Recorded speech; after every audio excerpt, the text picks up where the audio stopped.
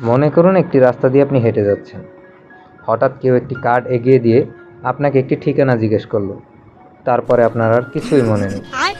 হঠাৎ করে জ্ঞান ফিরে আপনার মনে পড়ল আপনার মানিব্যাগ, মোবাইল সব কিছু আপনি ওই লোকটিকে দিয়ে দিয়েছেন।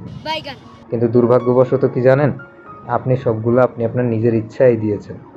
তো কিভাবে দিয়েছেন, কেন দিয়েছেন এবং কিসের জন্য দিয়েছেন, এই সকল নিয়ে আজকে আলোচনা করব এই ভিডিওতে। গরু বিক্রি করে বাসায় ফিরছিলেন সাইফুল মিয়া। হঠাৎ করেই রাস্তার মাঝে এক ভদ্রলোকের সাথে তার দেখা হয়ে যায়। ভদ্রলোক তাকে কিছু কথা জিজ্ঞেস করে এবং পকেট থেকে একটি কার্ড বের করে তাকে ঠিকানা জিজ্ঞেস করে। এটাই তার কথার শুরু। পরবর্তীতে এভাবে কয়েক মিনিট তাদের মাঝে কথা হয়।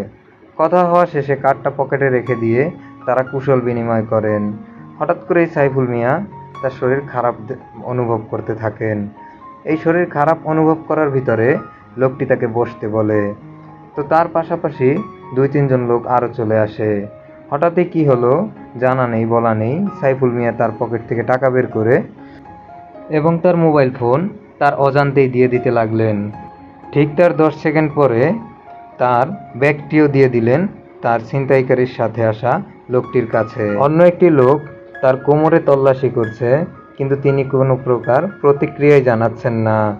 তিনি এতটাই নেশায় অচেতন হয়েছেন যে তার ভিতরে তার কোনো নিয়ন্ত্রণ নেই। এটা কিন্তু ঘটে গেল মাত্র 2 থেকে 3 মিনিটের ভিতরে। ছিনতাইকারীদের স্বার্থ হাসিল হওয়ার পরে তারা তার সাথে কুশল বিনিময় এবং সালাম প্রদান করে তারা চলে গেলেন। কিন্তু সাইফুল মিয়াকে কিন্তু এখনও অচেতন অবস্থায় পড়ে থাকতে দেখা গেল। এর কয়েক মিনিট পরে এখানে 2 জন লোক আসে।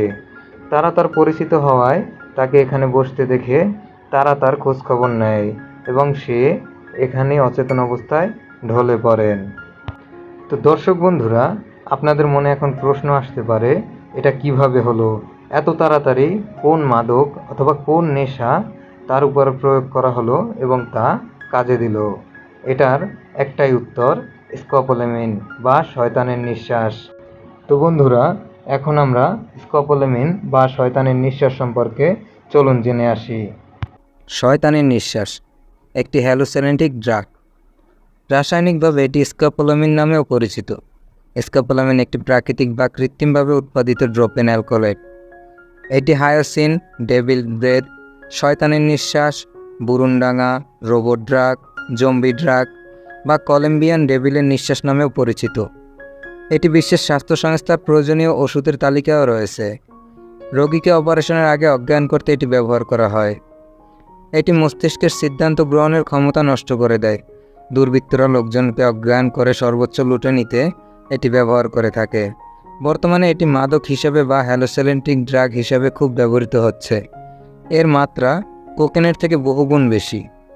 তবে বাংলাদেশে নয়া আতঙ্ক হিসেবে বহির্ভূত হয়েছে এ মাদক।